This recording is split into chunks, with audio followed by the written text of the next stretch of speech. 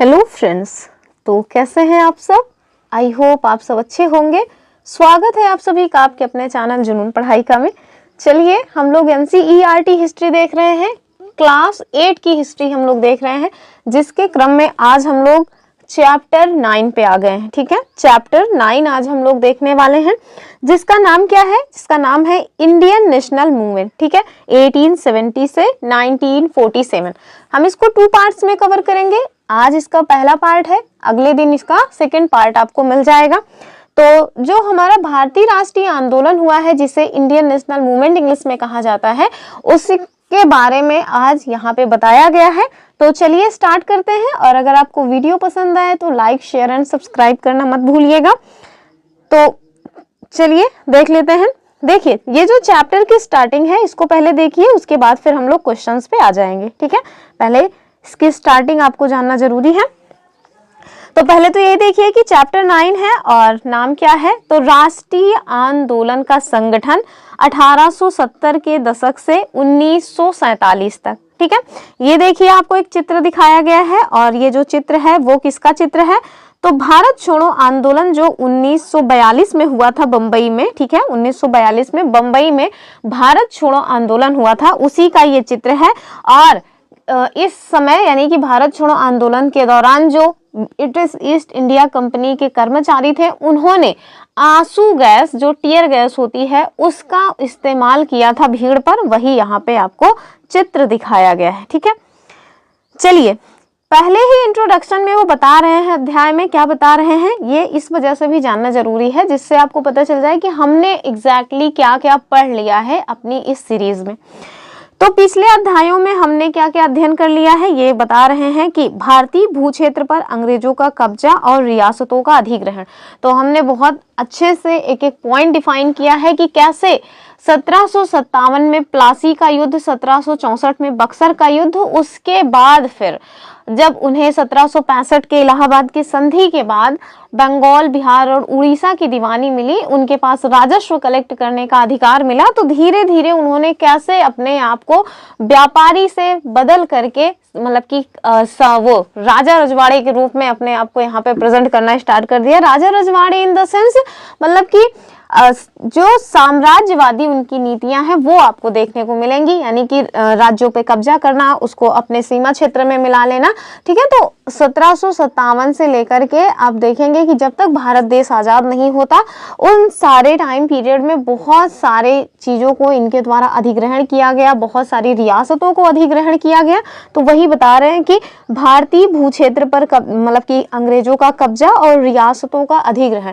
इसमें हमने बताया कैसे इन्होंने मराठाओं को हरा दिया, मैसूर को हरा दिया, अवध का विलय किया, और साथ में झांसी को मिला लिया, सतारा को मिला लिया, हैदराबाद को मिला लिया। तो इस तरह से आप देखेंगे कि लगभग नॉर्थ इंडिया में सारे क्षेत्रों पे कब्जा कर लिया था। दक्षिण भारत में भी हमने देखा था कि कई सारे क्षेत्र थे जो इनके कब्जे में आ गए थे। ठीक है, तो ये सारे पॉइंट्स हमने देख लिए। उसके बाद हमने देखा नए कानून और प्रशासकीय जो संस्थाएं हैं उनकी शुरुआत हुई। फिर हमने देखा कैसे किसान और आदिवासियों की जिंदगी में इन्होंने बदलाव लाया। कैसे बदलाव लाया? जैसे किसानों के लिए इनके द्वारा नए जो टैक्स मतलब कि कलेक्ट करने की जो बातें हैं ना, कि नया टैक्स कलेक्ट करने का जो रिफॉर्म है उसको लेकर के आया, जिसमें हमने जमींदारी देखा, रैयतवारी देखा, महालवारी देखा आदि। ठीक है, साथ में हमने देखा कि आदिवासियों के जीवन में भी इन्होंने चेंजेस लाया। कैसे? तो उनके भू क्षेत्र पर जाकर के अपना अधिकार जमाना, साथ में जो मतलब कि लैंड है उसको तो इन्होंने ले ही लिया, और साथ में जो वन कानून है उसको भी पारित किया, जिससे जहां पहले जो मतलब कि आदिवासी थे वो वनों को अपनी संपत्ति समझते थे, उसमें स्वतंत्र रूप से अपना कामकाज करते थे, तो वहीं जब मतलब अंग्रेजों ने वन कानून बना दिए तो उनके भी अधिकार सीमित हो गए। किनके? तो जो आदिवासी समूह के लोग थे वो। ठीक है, फिर हमने देखा 19वीं सदी में आए शैक्षणिक बदलाव। ठीक है, तो कैसे 19वीं सदी में जो है शैक्षणिक बदलाव आए, प्राच्य और पाश्चात्य विवाद स्टार्ट हुआ, जिसमें हमने देखा था कि 1813 में पहली बार जो ब्रिटिश मतलब कि ईसाई मिशनरी थे उनको भारत में आने की इजाजत मिलती है, और धीरे धीरे उन्होंने कैसे उन्हें लगा कि हम जो है भारत को प्रबुद्ध बनाने आए हुए हैं। ठीक है, तो उसके तहत हमने देखा कि जो प्राच्य और पाश्चात्य एजुकेशन का विवाद है वो स्टार्ट हुआ था। 1 लाख रुपए का प्रावधान 1813 के चार्टर एक्ट में किया गया था। भारतीयों को शिक्षित करने के लिए। ठीक है, फिर आगे हमने देखा कि महिलाओं की स्थिति से संबंधित वाद विवाद, जिसमें हमने अभी इसके मतलब कि वीडियोस में हमने देखा कि कैसे जो महिलाओं की स्थिति रही है उससे संबंधित वाद विवाद है, जिसमें हमने सती प्रथा को भी देखा था। ठीक है, फिर हमने देखा जाति व्यवस्था को चुनौती। ये सारे पॉइंट्स ना कल के ही वीडियो में देखा है कि कैसे जो है राजा राम मोहन राय जी के प्रयासों से सती जो प्रथा है उस पे बैन लगा, कैसे जो है जो ईश्वर चंद्र विद्यासागर जी हैं उनके प्रयासों से जो मतलब कि विधवा विवाह है उसको मान्यता मिली। तो ये सारी चीजें हैं, और साथ में महिलाओं को पढ़ाने लिखाने में, यानी कि महिलाओं को पढ़ने लिखने का अवसर दिया जाए, उसके लिए भी जो महान लोग रहे हैं उनके द्वारा काम किया गया। फिर हमने देखा जाति व्यवस्था को चुनौती। जाति व्यवस्था में भी हमने देखा था कि कई सारे महान व्यक्तित्व आए जिन्होंने जाति प्रथा को चुनौती दी, जिसमें हमने मतलब कि नारायण गुरु को देखा था, और जो ज्योतिबा फुले जी हैं उनको देखा था। इवन ये भी बताया था कि ज्योतिबा फुले से तो एक क्वेश्चन ही बना था उत्तर प्रदेश पीसीएस में कि यह किस आंदोलन से जुड़े हुए थे, तो मैंने आपको बताया था कि जातिगत आंदोलन से जुड़े हुए थे। तो ऐसे ऐसे बहुत सारे लोगों को हमने देखा। फिर हमने सामाजिक और धार्मिक सुधार देखे, जिसमें हमने विवेकानंद जी को देखा, राजा राम मोहन राय जी को देखा, और भी कई सारे लोगों को हमने देखा हुआ था। ठीक है, तो ये जो तीनों पॉइंट्स हैं इन्हें तो हमने कल ही डिस्कस किया था। तो ये सारे पॉइंट्स हमने अपने आज तक की वीडियोस में कवर किए हुए हैं। आगे फिर आपसे कह रहे हैं कि 1857 का विद्रोह और उसके बाद की स्थिति को भी हमने देखा था। तो हमने देखा कि 1857 का विद्रोह हुआ, क्यों हुआ था, क्या परिणाम हुए, ये सारे पॉइंट्स देखे थे।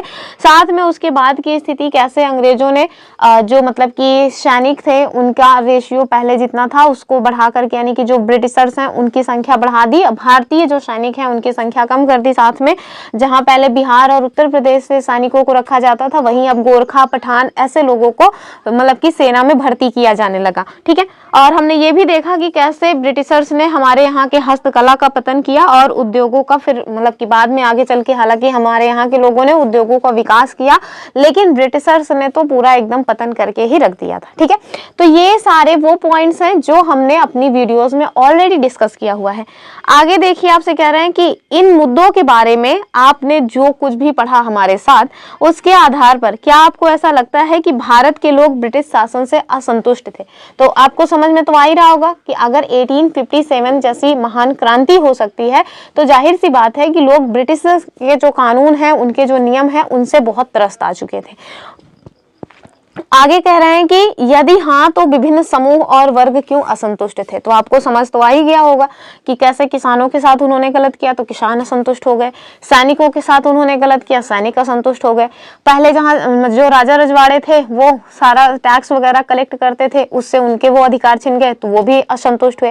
तो इस तरह से लगभग हर वर्ग ही इनसे असंतुष्ट हुआ पड़ा था। ठीक है, चलिए अब हम आज अपना जो क्वेश्चन है उसको स्टार्ट करते हैं, और जो पहला क्वेश्चन है उसको देख लेंगे, और इसी के माध्यम से आपको जो भी इम्पोर्टेंट पॉइंट्स हैं, जो एग्जाम के पॉइंट ऑफ व्यू से इम्पोर्टेंट है, वो सब पता चल जाएंगे। लेकिन हमारा ये मानना है कि आपको एक बार एनसीईआरटी की बुक जरूर पढ़नी चाहिए। पीडीएफ अभी हमने सेंड नहीं की है, हम सोच रहे हैं कि क्लास 8 की जो बुक है उसका ही पूरा पीडीएफ आपको भेज दिया जाए टेलीग्राम ग्रुप पे, तो आप उसको ज्वाइन करके रखें। 1-2 दिन की और ये क्लास बची हुई है, वरना क्लास 8 की भी हिस्ट्री समाप्त हो जाएगी, तो हम एक साथ में ही क्लास 8 का जो पीडीएफ है वो सेंड कर देंगे। ठीक है, तो चलिए स्टार्ट करते हैं, देखते हैं आज का अपना पहला क्वेश्चन। यहाँ आपसे क्या पूछ रहे हैं, कह रहे हैं कि 1850 के बाद जो बने राजनीतिक संगठन थे उनमें क्या चेतना दिखाई देने लगी थी। ठीक है, तो 1850 के बाद कुछ राजनीतिक संगठन बने, उनमें किस प्रकार की चेतना झलक रही थी ये आपको बताना है। हमारे पास विकल्प क्या क्या है, तो हमारे पास विकल्पों में आपको भारत की एकता, भारत की स्वतंत्रता, भारत की सांस्कृतिक विविधता और भारत की आर्थिक समृद्धि मतलब विकल्प दिया हुआ है, और इसका उत्तर आप जाने रहिए कि ए वाला हो जाएगा, यानी कि भारत की एकता जैसी चेतना 1850 के बाद जो भी राजनीतिक संगठन बने उनमें दिखाई दे रही थी। अब वो कौन कौन से राजनीतिक संगठन हैं जो आपको बहुत ज्यादा जरूरी है जानना, तो देखिए 1885 में इंडियन नेशनल कांग्रेस का गठन किया गया, लेकिन इंडियन नेशनल कांग्रेस के पहले भी कुछ राजनीतिक संगठन थे जिनके बारे में हमें जानना चाहिए और उन्हें हम आपको बता रहे हैं। ठीक है, सबसे पहले हम देखेंगे 1851 से 1852। 1851-52 में आपको देखने को मिलेगा कि 3 जो है संगठन बनाए गए थे, और वो संगठन कौन से हैं? पहला तो है हमारा ब्रिटिश इंडियन एसोसिएशन, ठीक है, ब्रिटिश इंडियन एसोसिएशन, ये है हमारा। दूसरा था हमारा मद्रास नेटिव एसोसिएशन, ठीक है, तो मद्रास नेटिव एसोसिएशन ये बनाया गया। साथ में बम्बई एसोसिएशन, ठीक है, बम्बई एसोसिएशन भी बनाया गया, बम्बई एसोसिएशन भी बनाया गया, ठीक है। तो 1851-52 के मध्य कौन कौन से एसोसिएशन बने? तो British Indian association, Madras native मतलब की एसोसिएशन और बम्बई एसोसिएशन, ठीक है। हमारे यहाँ बाहर बच्चे बहुत शोर मचा रहे हैं, थोड़ा उनको शांत करा के आते हैं।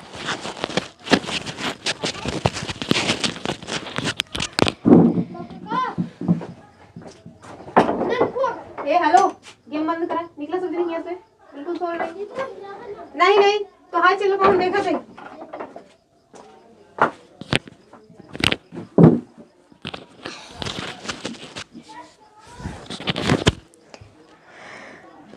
आगे चल करके हम लोग देखेंगे कि 1867 में एक और जो है संगठन बनाया जाता है, जिसका नाम क्या था? जिसका नाम था पूना सार्वजनिक सभा, ठीक है। क्या नाम था उस संगठन का? पूना सार्वजनिक सभा। और इसका गठन कब किया गया? 1867 में। किसके द्वारा किया गया ये भी पूछा जा सकता है, तो महादेव गोविंद रनाडे जी के द्वारा किया गया था। किसके द्वारा? महादेव गोविंद रनाडे जी के द्वारा किया गया। आगे चल करके फिर एक और संगठन है, उसका गठन किया जाता है। कब किया जाता है? तो 1876, ठीक है, तो 1876। और ये कौन सा संगठन है? इसका नाम है हमारा इंडियन एसोसिएशन। ये सारे questions already Uttar Pradesh PCS ने पूछे हुए हैं।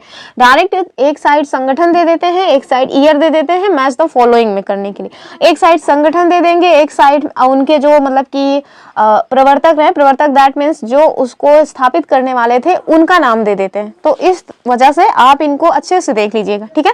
तो 1876 में एक संगठन बनाया जाता है, जिसका नाम क्या है? जिसका नाम है इंडियन एसोसिएशन। और इनको किनके द्वारा बनाया गया था? तो कलकत्ता में इन्हें बनाया गया था सुरेंद्र नाथ बनर्जी जी के द्वारा, ठीक है। सुरेंद्र नाथ बनर्जी ने कलकत्ता में एक संगठन बनाया था, जिसका नाम था इंडियन एसोसिएशन। आगे चल करके और एक संगठन बनाया जाता है 1878 में। उसका नाम क्या था? उसका नाम था नेटिव प्रेस एंड पॉलिटिकल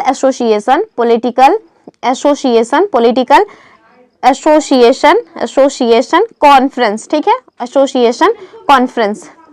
और ये कहाँ बनाया गया था? तो याद रखिएगा कि ये भी कलकत्ता में ही बनाया गया था, ठीक है, कलकत्ता में ही इसका भी गठन किया गया था। आगे चल करके और भी एसोसिएशन बनते हैं, जैसे 1883 में आप देखेंगे कि अखिल भारतीय सम्मेलन जो है उसका गठन किया जाता है, ठीक है। 1883 में अखिल भारतीय सम्मेलन का गठन होता है। किनके मतलब कि किनके नेतृत्व में? तो सुरेंद्र नाथ बनर्जी जी के नेतृत्व में, ठीक है, सुरेंद्र नाथ बनर्जी जी के नेतृत्व में 1883 में अखिल भारतीय सम्मेलन का मतलब होता है सम्मेलन। आगे चल करके एक और एसोसिएशन बनती है, जिसका नाम क्या है? 1884 में, और इसका नाम था मद्रास महाजन सभा, ठीक है, मद्रास महाजन सभा। कब इसका गठन किया गया? 1884 में। और उसके बाद 1885 में आप देखेंगे कि एक संस्था है, जिसका नाम क्या था?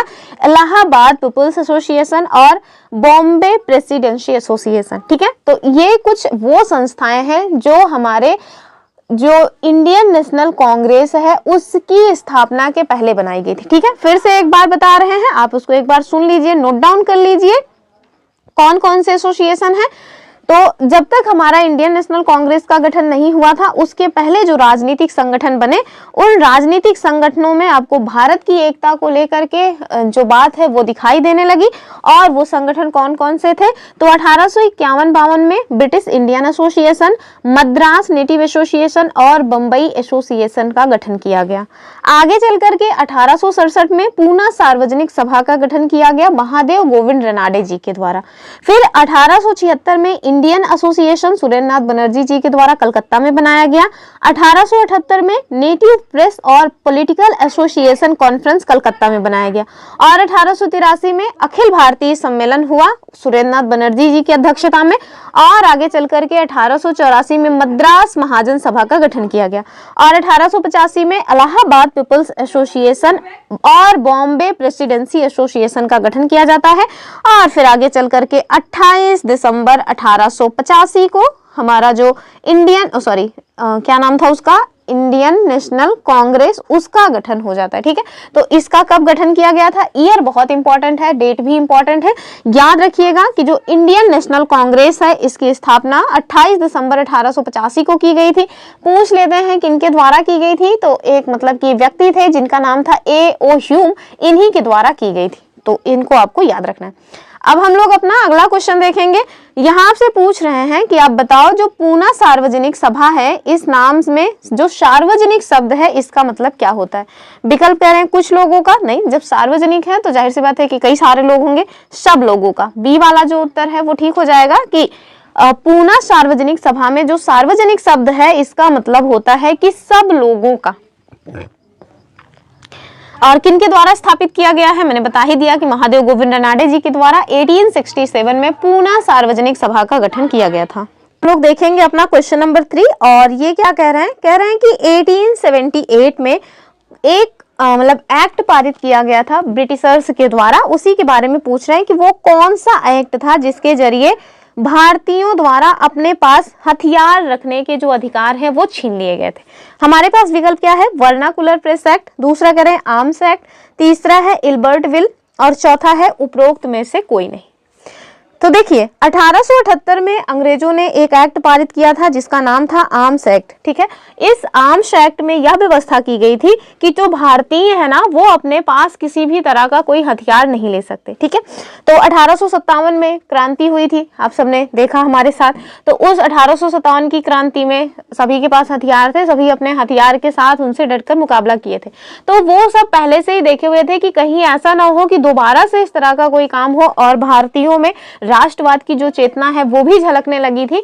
तो इन्हें लग रहा था कि कहीं ऐसा ना हो कि 1857 की क्रांति के जैसा कोई महान संग्राम फिर से हो जाए।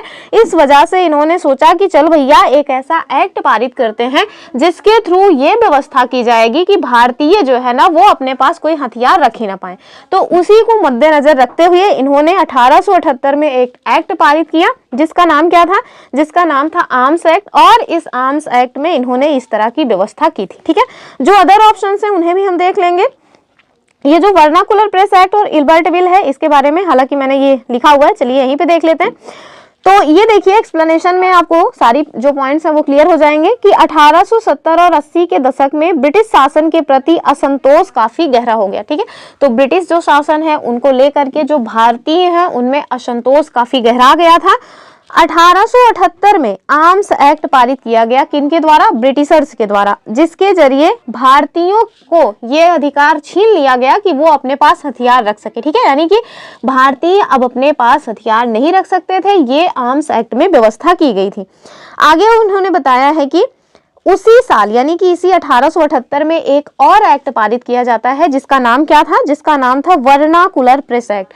बहुत इंपॉर्टेंट पॉइंट है ये, कई बार एग्जाम में क्वेश्चन बना हुआ है कि वर्नाकुलर प्रेस एक्ट कब पारित किया गया। याद रखिएगा 1878 यानी 1878 में। ठीक है, तो ये जो वर्नाकुलर प्रेस एक्ट है इसे में क्या प्रावधान किया गया था, तो इसमें कह रहे हैं कि जो वर्नाकुलर प्रेस एक्ट पारित किया गया उसका उद्देश्य यह था कि सरकार की जो भी आलोचना करने वाले लोग हैं, स्पेशली जो अखबार हैं, उनके लिए ये पारित किया गया था कि उनको चुप कराया जा सके, यानी कि उनका मुंह बंद कराया जा सके।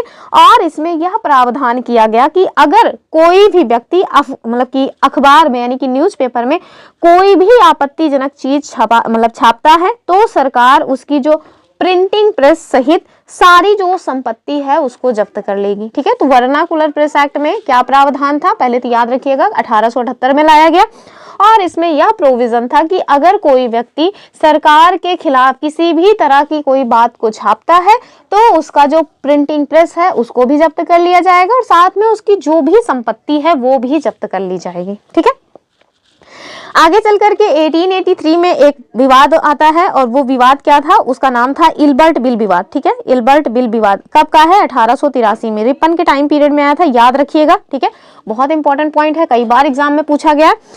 तो इसमें क्या प्रावधान था, इसमें ये प्रावधान था कि अब जो है, जो मतलब कि ब्रिटिशर्स हैं उनके मामलों को भी जो भारत देश के मतलब कि वो होते हैं ना न्यायाधीश, उनके द्वारा देखा या सुना जा सकता है। लेकिन इससे क्या हुआ कि जो अंग्रेज थे उन्हें लगा कि यार मेरा तो अपमान हो रहा है, हम गोरे और ये सब काले कलूटे, ये हमारे जो केसेस हैं उनको देखेंगे, मतलब हम लोगों को तो शर्म से पानी पानी हो जाना चाहिए।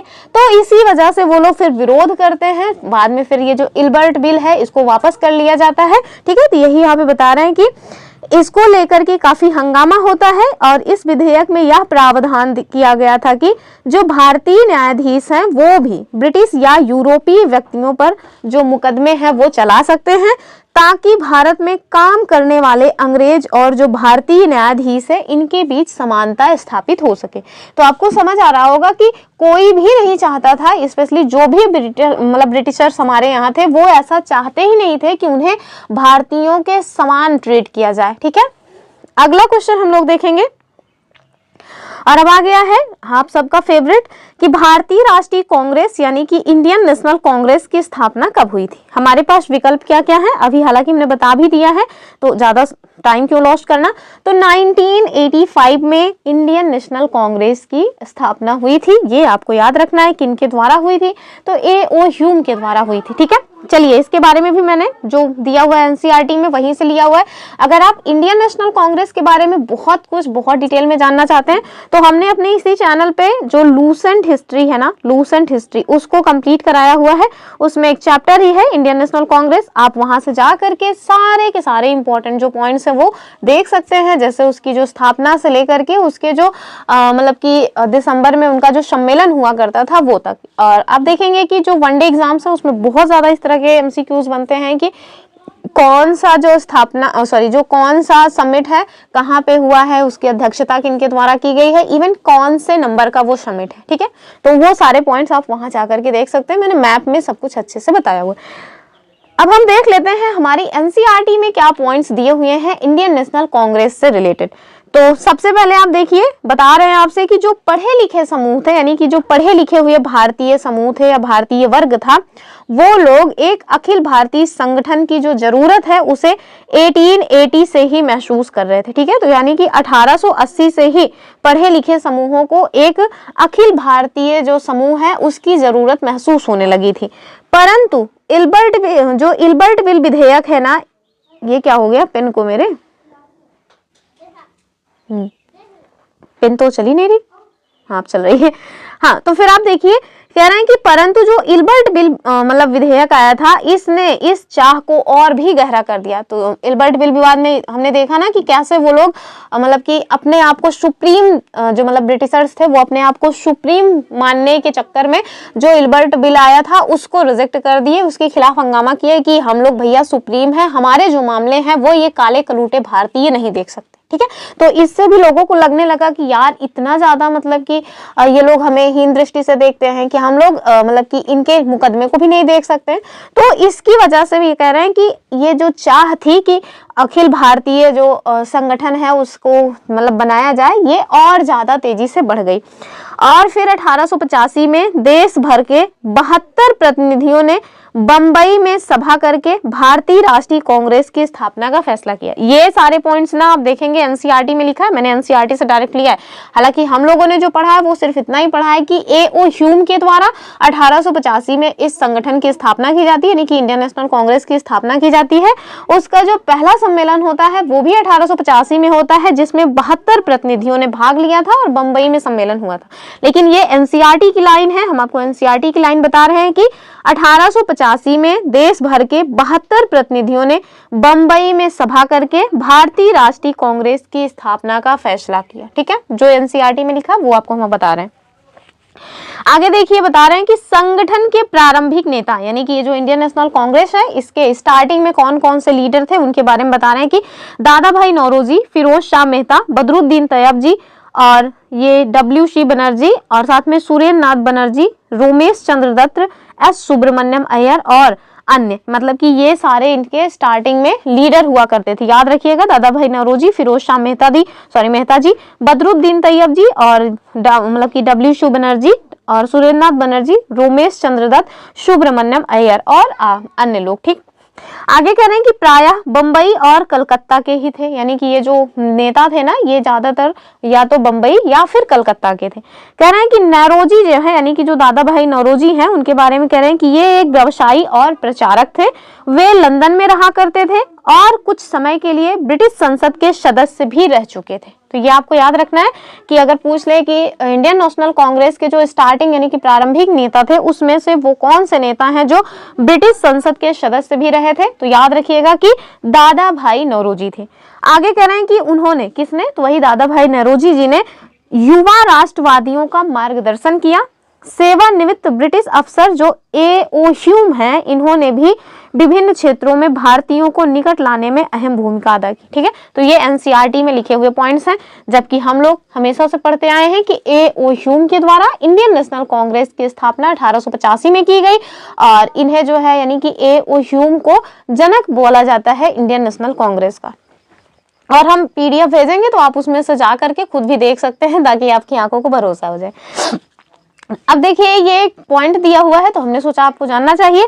ये चित्र आप देख लीजिए, दादा भाई नौरोजी जी का है। इनके द्वारा एक पुस्तक लिखी गई थी जिसका नाम था poverty and un British rule in India. ठीक है, तो इसको आपको याद रखना है। हालांकि मैंने मतलब कि इससे क्वेश्चन भी बनाया हुआ है। देखिए, कह रहे हैं कि कांग्रेस किसके पक्ष में बोलने का प्रयास कर रही थी, तो ये देखिए यहाँ पे बता रहे हैं कि जनवरी 1886 में एक अखबार है जिसका नाम है द इंडियन मिरर। ठीक है, उस अखबार ने ऐसा लिखा है, क्या लिखा है कि कांग्रेस किसके बारे में बोलने का प्रयास कर रही है। इनके द्वारा बताया गया कि बंबई में आयोजित जो पहला राष्ट्रीय कांग्रेस का सम्मेलन हुआ था, उसमें उसी के बारे में कह रहे हैं कि हमारे देश की भावी संसद का केंद्रक है और यह हमारे देशवासियों के लिए अकल्पनीय रूप से लाभकारी परिणामों को जन्म देगी। ठीक है, तो इंडियन नेशनल कांग्रेस के बारे में जो मतलब अखबार है इंडियन मिरर, इसने 1886 में इस तरह की बातें लिखी। आगे देखिए, 1887 में जो बदरुद्दीन तैयब जी 1887 में जो है इसकी अध्यक्षता भी किए थे, तो उनके बारे में कह रहे हैं कि 1887 में अध्यक्ष की हैसियत से कांग्रेस को संबोधित करते हुए बदरुद्दीन तैयब जी ने लिखा, और क्या लिखा, इन्होंने कहा भैया कि यह कांग्रेस भारत के किसी एक वर्ग या समुदाय के प्रतिनिधियों से मिलकर नहीं बनी है, बल्कि यह भारत के सभी समुदायों की संस्था है। तो ये 1887 में बदरुद्दीन तैयब जी के द्वारा ये बातें कही गई कि जो भारतीय राष्ट्रीय कांग्रेस है यह सभी समुदायों की संस्था है। ठीक है, अब हम लोग अपना अगला क्वेश्चन देखेंगे, और जो हमारा अगला क्वेश्चन है वो दादा भाई नौरोजी से ही बना हुआ है। क्या कह रहे हैं कि दादा भाई नौरोजी जी के बारे में निम्नलिखित में से कौन सा स्टेटमेंट सत्य है। विकल्प क्या क्या है, कह रहे हैं कि वो एक ब्रिटिश सांसद थे, दूसरा उन्होंने poverty and un British rule in India नामक पुस्तक लिखी, और तीसरा कह रहे हैं कि उन्हें भारत का वयोवृद्ध पुरुष कहा जाता है, और चौथा है उपरोक्त सभी। तो मेरे ख्याल से आपको पता होगा कि इसका उत्तर डी वाला हो जाएगा, यानी कि उपरोक्त सभी स्टेटमेंट सत्य है। ठीक है, तो ये सारे पॉइंट्स आप देख लीजिए। अब हम लोग देखते हैं बंगाल का विभाजन। ठीक है, 1905 में एक घटना घटती है। घटना क्या घटती है, जबरदस्ती इस तरह के काम किए जाते हैं अंग्रेजों के द्वारा। और ये क्यों किया जा रहा था, तो इसलिए किया जा रहा था क्योंकि वो लोग चाहते थे जो बंगाल में राष्ट्रवाद का उदय हो रहा है, लोग जो मतलब कि राष्ट्रवाद की चेतना से भर रहे हैं, वो थोड़ा शांत हो जाए। ठीक है, तो उनका काम था कि फूट डालो और राज करो। उसी फूट डालो और राज करो की नीति के तहत उनके द्वारा 1905 में बंगाल का विभाजन किया जाता है, और बंगाल को दो हिस्सों में बांट दिया जाता है, एक तो पूर्वी बंगाल और दूसरा पश्चिमी बंगाल। वर्तमान में जो पश्चिम बंगाल है वो उसी बंगाल का पश्चिम बंगाल वाला हिस्सा है, जबकि जो पूर्वी बंगाल है वो अभी बांग्लादेश बन चुका है। पहले वो पूर्वी पाकिस्तान था, लेकिन 1971 में जब मतलब कि युद्ध हुआ और उसके बाद फिर वो बांग्लादेश जो है वो जन्म लेता है। ठीक है, तो वही कह रहे हैं कि बंगाल का विभाजन कब हुआ। हमारे पास विकल्प क्या क्या है, तो हमारे पास विकल्प में 1905, 1911, 1947 या फिर 1950। तो इसका उत्तर क्या हो जाएगा 1905, मैंने पहले ही बता दिया। ए वाला इसका उत्तर सही हो जाएगा कि बंगाल का विभाजन जो हुआ था 1905 में हुआ था। अगर कोई पूछ ले कि किसके द्वारा, वो कौन सा कमीना व्यक्ति था जिसने इसको किया था, तो याद रखिएगा कि लॉर्ड जो कर्जन है ना, कर्जन, उनके द्वारा किया गया था। ठीक है, तो ये जो कर्जन है उसके द्वारा किया गया था। आगे चल करके इसी बंगाल विभाजन के विरोध में 16 अक्टूबर 1905 को भारतीयों के द्वारा शोक दिवस के रूप में मनाया गया। ठीक है, शोक दिवस के रूप में मनाया गया और रक्षाबंधन दिवस के रूप में भी मनाया गया, जिसमें हिंदू और मुसलमानों ने एक दूसरे की कलाई पे राखी बांधी और गले वगैरह मिले थे। ठीक है, और साथ में फिर इसी बंगाल विभाजन के विरोध में 1906 में एक आंदोलन स्टार्ट होता है जिसका नाम था, क्या नाम था उसका नाम था स्वदेशी आंदोलन। ठीक है, तो ये जो स्वदेशी आंदोलन है ना, इसी बंगाल विभाजन के विरोध में 1906 में स्टार्ट होता है और इसी को आंध्र प्रदेश में वंदे मातरम आंदोलन के नाम से भी जाना जाता है। तो ये सारे पॉइंट्स भी आपको याद रखना है। अगला क्वेश्चन हम लोग देखेंगे, कह रहे हैं कि बंगाल के विभाजन के पीछे अंग्रेजों का जो मुख्य उद्देश्य था वो क्या था। पहला कह रहे हैं प्रशासनिक सुविधा, दूसरा कह रहे हैं बंगाली राजनेताओं के प्रभाव पर अंकुश लगाना, और तीसरा बंगाली जनता को बांटना, और चौथा उपरोक्त सभी। तो जाहिर सी बात है कि डी वाला हो जाएगा, यानी कि सभी के सभी जो पॉइंट्स हैं वो सही हैं।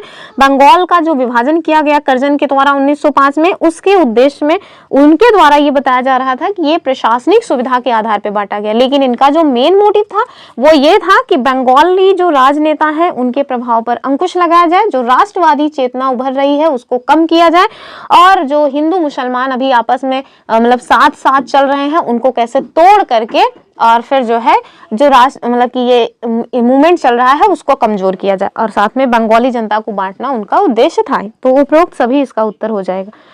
क्वेश्चन नंबर 7 देखते हैं हम लोग। कह रहे हैं कि बाल गंगाधर तिलक के बारे में आपको बताना है कौन सा स्टेटमेंट सत्य है। ठीक है, तो बाल गंगाधर तिलक के बारे में आपको बताना है। विकल्प क्या है कि वो एक प्रसिद्ध स्वतंत्रता सेनानी और राष्ट्रवादी नेता थे। ठीक है, दूसरा कह रहे हैं कि उन्होंने केसरी नामक एक मराठी अखबार की स्थापना की, ये बात भी सही है। उन्हें भारतीय शांति का जनक कहा गया, मतलब कि एक व्यक्ति थे वैलेंटाइन सिरोल, उनके द्वारा ऐसा कहा गया कि जो मतलब कि बाल गंगाधर तिलक जी हैं वो भारतीय शांति के जनक हैं। ठीक है, तो उत्तर मतलब कि डी वाला हो जाएगा कि सारे के सारे स्टेटमेंट सही हैं। तो उनके द्वारा दो बहुत ही महत्वपूर्ण अखबार निकाले गए थे, एक तो केसरी जो मराठी भाषा में था, दूसरा था मराठा, ठीक है, महरट्टा भी उसको कहते हैं, और वो अंग्रेजी भाषा में था। ठीक, अंग्रेजी भाषा में। तो इनके द्वारा दो जो है अखबार निकाले गए थे, और वो एक प्रसिद्ध स्वतंत्रता सेनानी और राष्ट्रवादी नेता थे। ये सारे पॉइंट्स तो आप सबको पता ही है। अगला क्वेश्चन हम लोग देखेंगे, क्वेश्चन नंबर 7, और ये लाला लाजपत राय जी से क्वेश्चन बना हुआ। कह रहे हैं कि किस राजनीतिक दल का जो स्थापना है वो लाजपत राय जी के द्वारा की गई। हमारे पास विकल्प क्या है, भारतीय राष्ट्रीय कांग्रेस। तो अभी हमने बताया कि 1885 में A.O. ह्यूम के द्वारा इसकी स्थापना की गई, तो ये तो नहीं होगा। ही मुस्लिम लीग, तो जाहिर सी बात है मुसलमानों के द्वारा किया गया होगा। हिंदू महासभा, तो ये भी नहीं होगा, डी वाला हो जाएगा कि इनमें से कोई नहीं। अगला क्वेश्चन देखें, कह रहे हैं कि वंदे मातरम जो आंदोलन है वो किस क्षेत्र से संबंधित था। विकल्प कह रहे हैं बंगाल, आंध्र प्रदेश, पंजाब या फिर महाराष्ट्र। अभी हमने जब बताया था कि 1906 में स्वदेशी आंदोलन स्टार्ट हुआ था, तो मैंने बताया था ना कि इसी स्वदेशी आंदोलन को वंदे मातरम आंदोलन के नाम से जाना जाता है। कहाँ पे, तो जो आंध्र प्रदेश का तटीय क्षेत्र है वहां पे। ठीक है, तो ऑप्शन बी ठीक है। अगला क्वेश्चन कह रहे हैं कि मुस्लिम लीग की स्थापना कब हुई थी। विकल्प देखिए 1905, 1906, 1907 या फिर 1908। 2023 में इलाहाबाद यूनिवर्सिटी में एमए के एडमिशन के लिए जो लोग भी एंट्रेंस वाला एग्जाम दिए होंगे ना, उसमें ये क्वेश्चन पूछा गया था हिस्ट्री में कि मुस्लिम लीग की स्थापना कब हुई थी। विकल्प देख लिए, ये सारे विकल्प हैं और उत्तर क्या हो जाएगा, बी वाला, यानी कि 1906 में। ठीक है, तो इसमें ना वैसे बहुत कुछ है जानने के लिए, लेकिन केवल इतना ही एक पॉइंट बताया गया कि ढाका के नवाब के साथ मिलकर के मुस्लिम लीग की स्थापना की गई थी। तो इतना भी आप भी जानिए, बाकी इसमें बहुत सारे पॉइंट्स हैं, आप कौन कौन से व्यक्ति हैं इनका भी नाम जान सकते हैं। आगे हम देखेंगे, आज की वीडियो में नहीं, फिर कभी देखेंगे, क्योंकि अभी हम लोग केवल एनसीईआरटी कवर कराएं। एनसीईआरटी में जो पॉइंट्स हैं वो आपसे मिस ना होने पाए। ठीक है, नेक्स्ट क्वेश्चन देखेंगे हम लोग, क्वेश्चन नंबर 10, और ये कह रहे हैं कि लखनऊ समझौता कब हुआ था। हमारे पास विकल्प है 1915, 1916, 1917 या फिर 1918। ठीक है, तो इंडियन नेशनल कांग्रेस जिसकी स्थापना 1885 में होती है, इस इंडियन नेशनल कांग्रेस का रेगुलर समिट हुआ करता था साल में एक बार, और ज्यादातर टाइम पे मतलब कि दिसंबर के महीने में ही हुआ करती थी इसकी जो समिट है वो। तो एक समिट होती है 1907 में, और कहाँ पे होती है? सूरत में। ठीक है, तो सूरत में एक समिट होती है 1907 में इंडियन नेशनल कांग्रेस की। और यहाँ पे जो मतलब कि गरम दल और नरम दल, आप जानते हैं कि किसी भी पार्टी को मतलब कोई भी पार्टी हो उसमें कई तरह की विचारधारा रखने वाले लोग होते हैं। तो वैसे ही जो इंडियन नेशनल कांग्रेस है ना, उसमें भी दो तरह की विचारधारा रखने वाले लोग थे। एक तो ऐसे थे जो सोचते थे कि अंग्रेज जो है वो हमारा भला चाहते हैं, हमें उनसे अनुनय विनय करना चाहिए कि वो हमारे साथ सॉफ्टली पेश आए। लेकिन कुछ ऐसे भी लोग थे जो चाहते थे कि इनको लात घूंसा मारो और यहाँ से भगाओ, जो हमारा अधिकार है उसको हमें छीन लेना चाहिए, यानी कि हमें अपनी स्वतंत्रता खुद इनसे छीन लेनी चाहिए, इनसे अनुनय विनय करने की कोई आवश्यकता नहीं। तो ऐसे जो गर्म खून वाले लोग थे, जिसमें आपको लाल बाल पाल देखने को मिलेंगे, लाल अर्थात लाला लाजपत राय, बाल अर्थात बाल गंगाधर तिलक और पाल यानी बिपिन चंद्र पाल। तो ऐसे जो व्यक्ति थे वो गरम दल वाले कहलाते थे। और जो सुरेंद्र मतलब कि जो दादा भाई नौरोजी हैं और भी अन्य लोग थे, ये सारे लोग जो है ना वो नरम दल वाले कहलाते थे। अभी मैंने बताया था ना, अभी मुझे नाम ही नहीं याद आ रहा दरअसल एक को लोग का। तो इन दोनों लोगों में ही ऐसा लगा रहता था कि जो अध्यक्षता है 1907 में क्या हुआ कि जो गरम दल वाले लोग हैं वो चाहते थे कि जो बाल गंगाधर तिलक जी हैं वो अध्यक्ष बनाए जाएं, लेकिन नरम दल वाले किसी और को ही अध्यक्ष बनाना चाह रहे थे। तो अंततः जो नरम दल वाले हैं उनकी जीत होती है, उन्होंने अपने हिसाब से अपना जो मतलब कि अध्यक्ष है वो चुन भी लिया था। तो इसी बात को लेकर के विवाद होता है, विवाद गहरा जाता है और दोनों ही लोग आमने सामने आ जाते हैं। तो जो सूरत है ना, मतलब कि जो सूरत में समिट हुई थी उसमें विभाजन हो जाता है और नरम दल वाले तथा गरम दल वाले मतलब एकदम से तितर बितर हो जाते हैं, अलग हो जाते हैं। तो जब इसका विभाजन हो गया तो इसके पहले क्या था, इसके पहले जो इंडियन नेशनल कांग्रेस है उसमें सारे लोग मिलजुल करके काम कर रहे थे, तो थोड़ा बहुत कुछ परिवर्तन आने के चांसेस दिख रहे थे। लेकिन जब इनमें विभाजन हो गया तो जो मतलब कि मूवमेंट चल रहा था, मूवमेंट ही एकदम ठंडा पड़ गया। आगे चल करके ना फिर 1916 में एक सम्मेलन होता है जिसको हम लोग लखनऊ, मतलब कि ये जो सम्मेलन है लखनऊ में हुआ। और इसी लखनऊ में जो नरम दल वाले और गरम दल वाले लोग हैं वो आपस में फिर से एक हो जाते हैं और यही जो एक हुई है ना उसी को हम लोग लखनऊ समझौते के नाम से जाते हैं। इवन मुस्लिम लीग जो है ना वो भी इन लोगों के साथ मिल जाती है। ठीक है, तो वही है लखनऊ समझौता। और कब हुआ था? 1916 में हुआ था। याद रखिएगा, क्रोनोलॉजी आजकल लगाने के लिए खूब आता है, तो उसमें आपसे पूछा जा सकता है ना क्रोनोलॉजी में लगाओ, 4 घटनाएं दे देंगे और फिर क्रोनोलॉजी सेट करना रहेगा। तो याद रखिएगा कि जो लखनऊ समझौता है वो 1916 में हुआ था। अब हम लोग देखेंगे अपना क्वेश्चन नंबर 11। कह रहे हैं कि प्रथम विश्व युद्ध का भारत की आर्थिक और राजनीतिक स्थिति पर क्या प्रभाव पड़ा। तो पहला विश्व युद्ध कब हुआ था? 1914 में हुआ था। ये मतलब कि 1914 से स्टार्ट होकर के 1919 के आसपास तक चला था शायद। तो वही वाला जो घटनाक्रम है ना उसी को पूछ रहे हैं। ठीक है, कह रहे हैं कि भारत की आर्थिक स्थिति में सुधार हुआ। मैंने इसके पहले की वीडियो में बताया हुआ है कैसे जो है जब प्रथम विश्व युद्ध हुआ तो हमारे यहाँ का जो मतलब कि वो था ना इस्पात उद्योग, जिसमें हमने देखा था 1907 में जो हमारे यहाँ वो टिस्को था उसकी स्थापना होती है और उससे जो इस्पात यानी स्टील का उत्पादन किया जा रहा था उसमें मतलब कि काफी ज्यादा उत्पादन से लाभ हुआ। लाभ क्यों हुआ? क्योंकि जब 1914 में स्टार्ट हुआ था फर्स्ट वर्ल्ड वार, तो जो ब्रिटेन में इस्पात का मतलब कि उत्पादन होता था वो ज्यादातर उस युद्ध में ही काम आ जाता था। तो हमारे यहाँ की जो खपत है वो टिस्को के द्वारा पूरी होती थी। तो इससे क्या हुआ? इससे हमारे यहाँ के उद्योगों को बढ़ावा मिला था। तो वही वाला क्वेश्चन है, कह रहे हैं कि भारत की आर्थिक स्थिति में सुधार हुआ।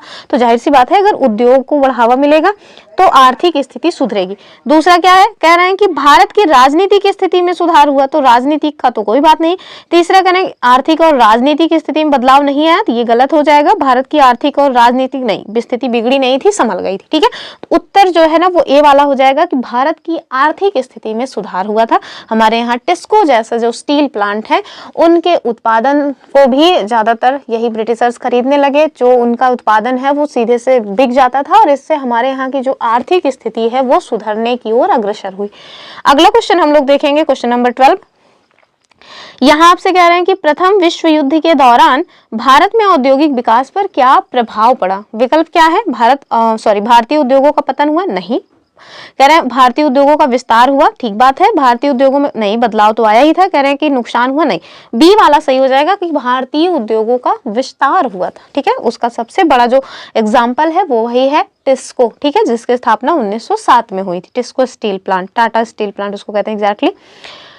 अगला क्वेश्चन देखेंगे, क्वेश्चन नंबर 13 कह रहे हैं कि प्रथम विश्व युद्ध के बाद भारतीय सैनिकों के मन में क्या विचार आया? विकल्प क्या क्या है? वे साम्राज्यवादी शक्तियों के समर्थक बन गए, दूसरा कह रहे हैं वे साम्राज्यवादी शक्तियों के विरोधी बन गए, तीसरा कह रहे हैं उनके विचार में कोई परिवर्तन ही नहीं हुआ, चौथा कह रहे हैं वे युद्ध से निराश हो गए। तो इसका उत्तर क्या हो जाएगा कि वे जो है इनके जो ब्रिटिश साम्राज्यवादी शक्तियां हैं ना उनके विरोधी बन गए थे। ऑप्शन बी जो है वो सही हो जाएगा।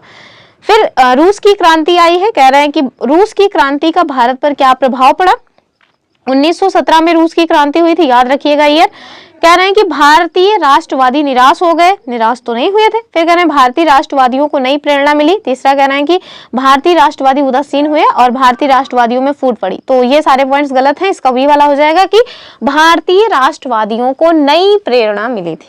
ऑप्शन जो बी है वो सही हो जाएगा। अगला क्वेश्चन, क्वेश्चन नंबर 15 है, कह रहे हैं कि महात्मा गांधी जी भारत कब लौटे और उनकी उम्र उस वक्त पर क्या थी? हमारे पास विकल्प है 1915 में और 46 वर्ष की उम्र थी उस समय, 1920 में आए थे 50 वर्ष की उम्र थी, कह रहे हैं 1910 40 वर्ष की उम्र, 1925 55 वर्ष की उम्र। तो इसका उत्तर ए वाला हो जाएगा। ठीक है, कि जो महात्मा गांधी जी हैं वो दक्षिण अफ्रीका से भारत जब वापस आए थे तो उस मतलब कब आए थे? 1915 में आए थे और उस टाइम पे उनकी जो एज थी वो थी 46 ईयर्स। ठीक है, यानी कि 46 वर्ष की उम्र में जो महात्मा गांधी जी हैं वो दक्षिण अफ्रीका से भारत देश को वापस आते हैं।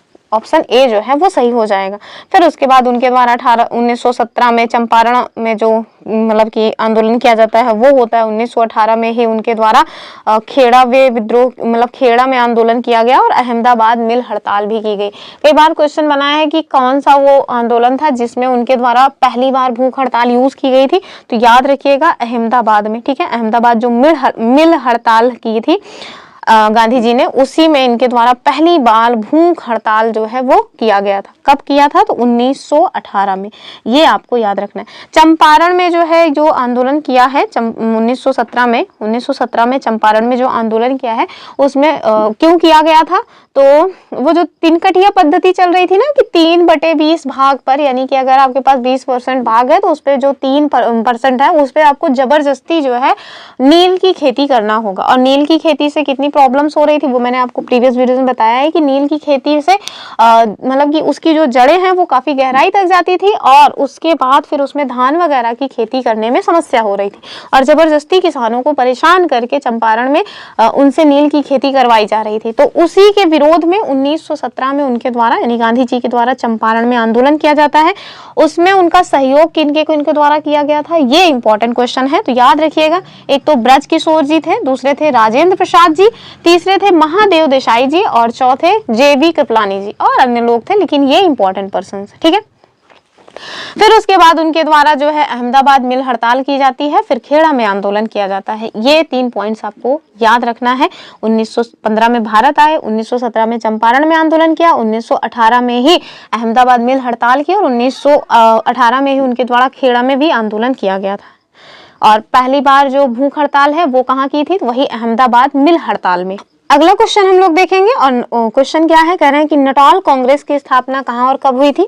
विकल्प देख लीजिए, डरबन दक्षिण अफ्रीका 1894, केप टाउन दक्षिण अफ्रीका 1895, या फिर डरबन दक्षिण अफ्रीका 1895 या प्रिटोरिया दक्षिण अफ्रीका 1896। तो सी वाला उत्तर हो जाएगा कि डरबन दक्षिण अफ्रीका 1895।